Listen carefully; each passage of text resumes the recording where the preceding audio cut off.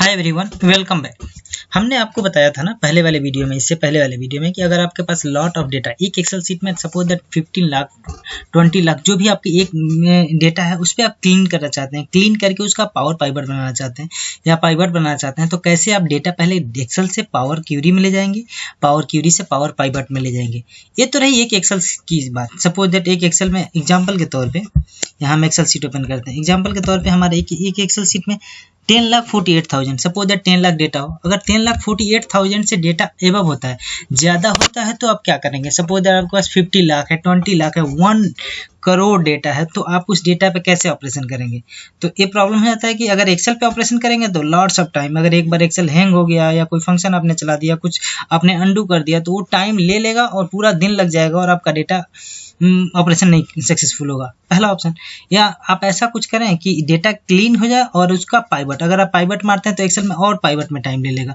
तो इसके लिए आप दो चीज़ यूज कीजिए। सबसे पहले आप पावर क्यूरी और पावर पाइवट। लेकिन अब आप सपोज दैट एक एक्सेल सीट तो है नहीं, आपके पास लॉट ऑफ एक्सेल सीट है, 10 है, 20 है, 30 है, और डेटा आपका 1 करोड़ है, 20 करोड़ है, 30 करोड़ है, तो आप क्या करेंगे? इस डेटा को कैसे ऑपरेशन करेंगे? सबसे पहला ऑप्शन, एग्जाम्पल के तौर पे हम देखते हैं, इसी डेटा को ले लेते हैं। एग्जाम्पल के तौर पे हमने इस डेटा को कॉपी किया, Ctrl+N, और डेटा आपका टेबल फॉर्मेट में है। किस फॉर्मेट में, इससे आपको कोई मतलब नहीं। इस यहाँ हमने डेटा आपका सेव कर दिया, ठीक है। ये इसको हमने बोल्ड कर दिया और इसको हम सेव कर देते हैं। सबसे पहले इस डेटा को सेव करते हैं, सेव एज, और डेस्कटॉप पे जाते हैं और यहाँ एक फोल्डर बनाते हैं, सेल्स डेटा। एक हमने फोल्डर पे यहाँ न्यू पर क्लिक किया।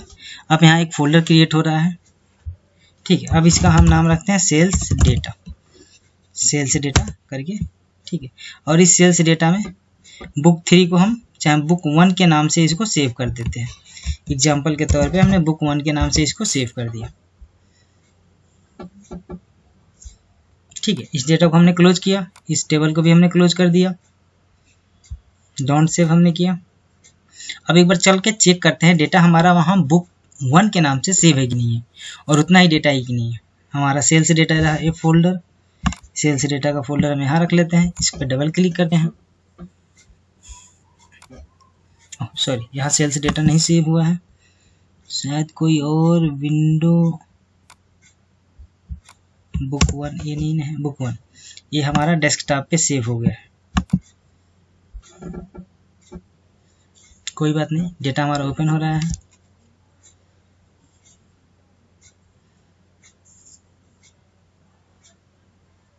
थोड़ा सा टाइम लेता है एक्सेल ओपन होने में। तो जैसा कि आप देख रहे हैं ना, ये डेटा हमारा ओपन हो गया और हमने ये डेटा रख लिया, ठीक है। इसमें 9,000 है, 9,000 या 29, सपोज दैट इसमें कितने है रो हमारे 29,982। इसे फिलहाल के लिए हम क्लोज कर देते हैं और एक नया एक्सेल सीट ओपन कर लेते हैं। एक हमने Ctrl+R करके एक्सेल लिखा और एक्सेल से एक नया एक्सेल सीट हमने ओपन कर लिया। ये शॉर्टकट मेथड है, अगर आप यूज करना चाहें तो इजीली तरीके से यूज कर सकते हैं। ये हमने नया एक एक्सेल सीट ओपन कर लिया, ठीक है। अब इस एक्सेल सीट में हमें डेटा इंपोर्ट करना है। अब ये डेटा इंपोर्ट कैसे करेंगे कि एक अलग फोल्डर में हमारा डेटा है और वहाँ से डेटा हम इंपोर्ट करके उस पर जो भी ऑपरेशन करके उससे डेटा को पावर क्यूरी से पावर पाइवट में ले जाना है। तो हम क्या करेंगे, डेटा टैब में जाएंगे और यहाँ देखिए गेट डेटा है। गेट डेटा में कह रहा है फॉर्म फाइल, कहाँ से लेना चाहते हैं? एक फॉर्म, एक फाइल है, वहाँ से हम लेना चाहते हैं। आप अलग अलग जोर से डेटा ले सकते हैं। देखिए वर्कबुक से ले सकते हैं, CSV से ले सकते हैं, XML से, जॉनसन से, शेयर पॉइंट से, फ्रॉम डेटाबेस एक्सेस से ले सकते हैं, SQL से ले सकते हैं। अलग अलग टाइप से आप डेटाबेस से ले सकते हैं। फिलहाल के तौर पर पहला एग्जाम्पल देखते हैं कि फ्रॉम फाइल से हम लेते हैं और हम उस फाइल या उस फोल्डर को पाथ देंगे जहाँ हमारा डेटा है। तो एग्जाम्पल के तौर पे डेटा हमने डेस्कटॉप पे रखा है और डेस्कटॉप पे हमारा डेटा क्या नाम है, सेल्स डेटा, ये रहा। और इसमें एक एक्सेल की फाइल है,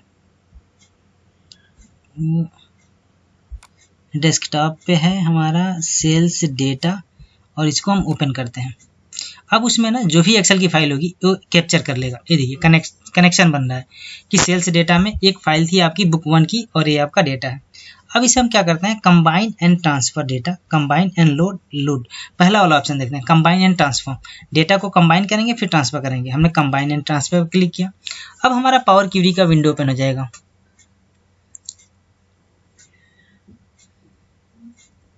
जैसे आप देख रहे हैं ना, थोड़ा सा टाइम लेगा, पावर क्यूरी का विंडो ओपन हो गया। और इस विंडो में ना ये सीट 1, इसी सीट 1 में हमारा डेटा था। हम इसे सेलेक्ट करेंगे और ओके करेंगे। जैसे ओके करेंगे, ये प्रोसेस हो रहा है, ये डेटा पावर क्यूरी में इंपोर्ट हो रहा है और पावर क्यूरी का विंडो ओपन होगा। इवेलुएट क्यूरी, लोडिंग हो गया डेटा। अब ये हमारा पावर क्यूरी का विंडो ओपन हो गया। अब यहाँ देखिए पावर क्वेरी का, अगर आप सोर्स फाइल का नाम लेना चाहते हैं तो ले सकते हैं, नहीं लेना चाहते हैं तो डिलीट कर सकते हैं। सपोज दैट एग्जांपल के चूज कॉलम पे हमने क्लिक किया, चूज कॉलम, हमने 2 कॉलम हटा दिया। हमने सोर्स फाइल का नाम हटा दिया, ऑर्डर आईडी हटा दिया, ठीक है, और कस्टमर नेम हमने हटा दिया। 3 कॉलम हमने चूज कर लिया, ओके किया। हमें यही डेटा चाहिए और कुछ नहीं चाहिए, ये हमने लिया। और हमने ना अब यहाँ से क्या किया, क्लोज एंड लोड टू, वही वाला ऑप्शन, क्लोज एंड लोड, मतलब टेबल फॉर्मेट में लोड हो, नहीं हमें लोड नहीं करना है डेटा को, हमें क्लोज एंड लोड टू करना है।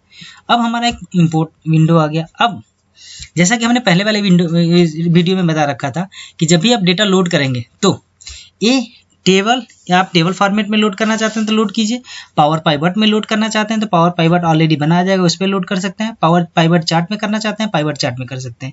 ये तीन ऑप्शन आपको हाईलाइटेड मिलेंगे ही मिलेंगे। लेकिन यहाँ चौथा option, only for creation and add to data raw model, ये तब आपको डिस्प्ले होगा, तब हाईलाइटेड होगा, तब आप इस पर चेक कर सकते हैं कि जब आपके डेटा में डुप्लीकेसी नहीं हो। अगर डुप्लीकेसी होगा तो ओनली फॉर क्रिएशन मिलेगा, नहीं होगा तो नहीं मिलेगा। तो यहाँ से ऐड डेटा रॉ मॉडल, आप यूनिक डेटा लेना चाहते हैं जो भी हो डुप्लीकेट में, और ओनली कनेक्शन क्रिएट करना चाहते हैं, और आपने ओके किया। जैसे ओके किया, ये सारा प्रोसेस हो गया पावर क्यूरी से। अब आपका पावर पाइवट में चला गया। अब यहाँ देखिए ना, पावर पाइवट, अब आपका डेटा कहाँ गया आप ढूंढेंगे। ढूंढना कुछ नहीं है, आपको अपना पावर पाइवट खोलना है और उसमें ना मैनेज पे क्लिक करना है। जैसे मैनेज पे क्लिक करेंगे, आप इसे क्लोज भी कर सकते हैं। वहाँ ना सेल्स डेटा करके आ गया टैब, ठीक है, और ये आपका डेटा रहा, ठीक है। अब हम क्या करते हैं, इस डेटा का पाइवट बनाना है, चार्ट बनाना है, जो भी बनाना है। एग्जाम्पल के तौर पर हमें पाइवट बनाना है। हमने ना पाइवट टेबल कर दिया, हमने न्यू वर्क बुक कर दिया, एग्जिस्टिंग कर दिया हमने, और ओके कर दिया। अब यहाँ ना ये आपका क्यूरी करेक्शन था, इसे हम क्लोज करते हैं, यह पाइवट वाला। अब इसे ना सपोज दैट एग्जांपल के तौर पे हमने एक्टिव टैब में ले लिया, इसे एक्टिव टैब में, और यहाँ से हमने कस्टमर आईडी यहाँ रख लिया, जिस हिसाब से आपको अपना पाइवट बनाना है उस हिसाब से आप, और यहाँ हमने कॉलम में कंट्री रख लिया, और इस कॉलम में कंट्री में हमने सिटी काउंट कर लिया, ठीक है, ये रहा सिटी हमने काउंट कर लिया। अब सपोज दैट एग्जांपल के तौर पे अगर आपका डेटा इंक्रीज हो जाता है, ये डेटा इंक्रीज हो जाता है, यहाँ देखिए, इसे हम फिलहाल के लिए क्लोज कर देते हैं, इसका काम खत्म।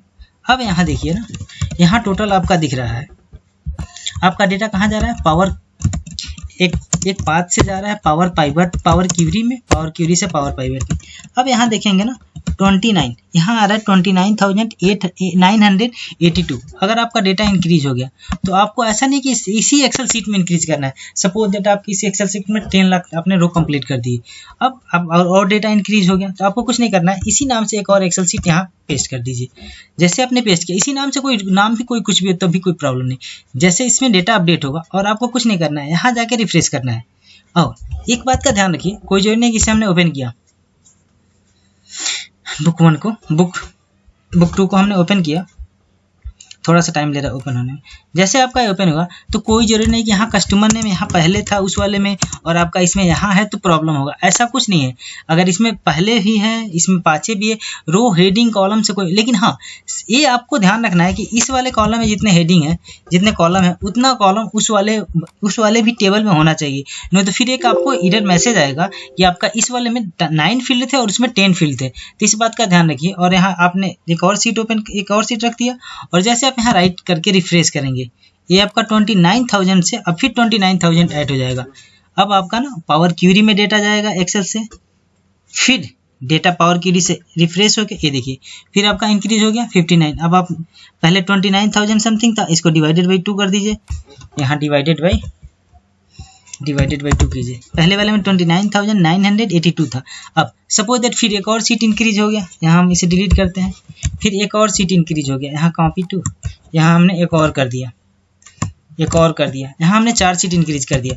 तो जो भी आपका डेटा है वो आप पहले इंपोर्ट करेगा वहाँ से डेटा, और इंपोर्ट करके एक्सेल में ले जाएगा, पावर क्यूरी में ले जाएगा, पावर क्यूरी से फिर पावर पाइवट में ले जाएगा और उस हिसाब से इनकी किस क्वांटिटी इंक्रीज और डिक्रीज हो सकती है। आपने अगर 4 सीट किया तो 4 सीट के हिसाब से क्वांटिटी दे देगा, 2 सीट किया तो 2 सीट के हिसाब से क्वांटिटी दे देगा। अगर आपको कहीं भी डाउट लगता है तो आप हमें मैसेज कीजिए, पिंग कीजिए, फिर हम उस पर रिप्लाई करेंगे। Thank you so much watching this video. Thanks a lot everyone.